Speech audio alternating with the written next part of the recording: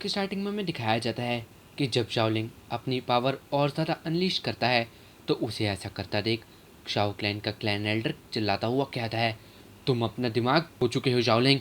और शाओलिंग गुस्से में उसका जवाब देता हुआ कहता है, हाँ, मैं अपना दिमाग खो चुका हूँ और ये सिर्फ अभी नहीं हुआ, मैं तब से ऐसा हूँ जब से मैं एक बच्चा था।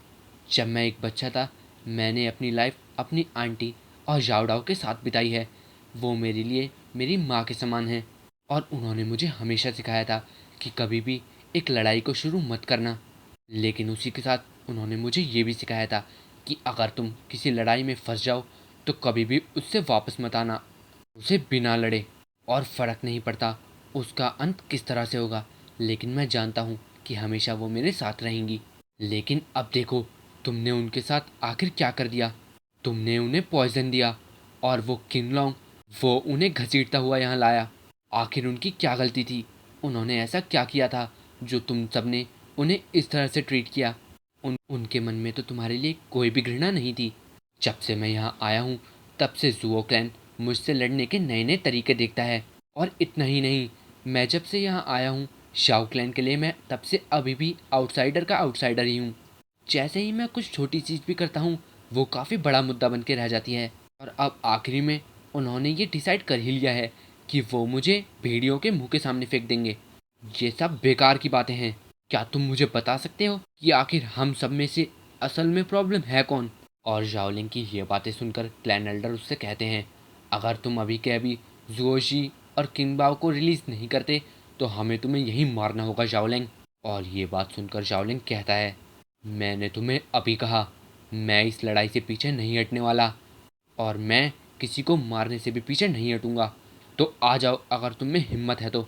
और ये कहता हुआ शाओलिंग अपनी नाइफ निकालता है और जाओ किंगबाओ के गले पर रखकर उसका गला उसके शरीर से अलग कर देता है। और किंगबाओ सिर्फ अपने आप को बचाने की गुहार लगा पाता है और तभी किंगबाओ का गला कटकर अलग हो जाता है।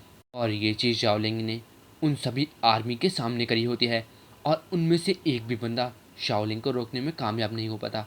और ये देखकर क्लैन एल्डर काफ़ी ज़्यादा गुस्से में आ जाते हैं और वो कहते हैं, तुम अब मरने वाले हो शाओलिंग, मैं तुम्हारे टुकड़े टुकड़े कर दूंगा, अब तुम नहीं बच पाओगे।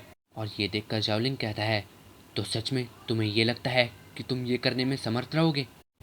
तुम्हें ज़रूर अभी तक यही लग रहा होगा कि मैं कोई कमांडर रियल्म का बंदा हूँ, लेकिन नहीं, अब तुम्हें सच्चाई का पता चलेगा।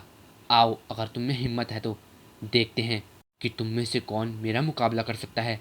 और शाओलिंग अपनी पूरी की पूरी पावर अनलीश करने लगता है और उसके आसपास से उसकी स्पिरिट का एक ड्रैगन सा बनने लगता है। और ये चीज़ देखकर वहाँ खड़े सभी लोग काफ़ी ज़्यादा हैरान हो रहे होते हैं और कहते हैं, शाओलिंग अपना दिमाग खो चुका है, वो सच में पागल हो गया है। क्या उसके एक आउटकास्ट सोल नहीं मिली थी?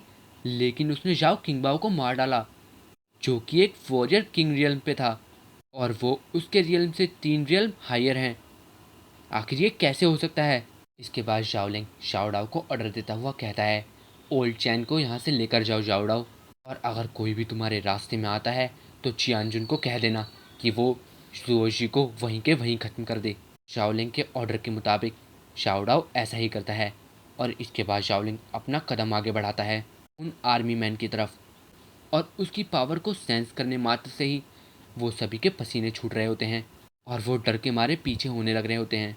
इसके बाद शाओलिंग फिर से कहता है, मैं ये एक और बार कहने वाला हूँ, बस मुझे रोकने की कोशिश मत करना और मैं ये वादा करता हूँ कि मैं तुम सबको छोड़ दूंगा और मैं कभी भी कैपिटल वापस नहीं आऊँगा और जुओजी भी बिल्कुल सही सलामत रहेगी।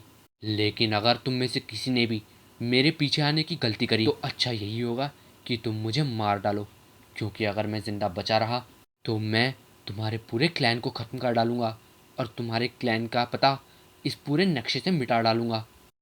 तो अब मेरे रास्ते से हट जाओ। और तभी जाओलिंग के सामने डॉनफेन क्लैन आ जाता है और उसके एल्डर यानी होंडाओ के अंकल शाओलिंग से कहते हैं, डोंगफेन क्लैन, नी क्लैन और चा क्लैन तुम्हें कभी भी अपोज नहीं करेंगे शाओलिंग, लेकिन मैं डायनेस्टी के 10 बड़े क्लैनों के बारे में कुछ नहीं कह सकता और ना ही मैं उनके मैटर में बीच में कुछ बोलने वाला होता हूँ।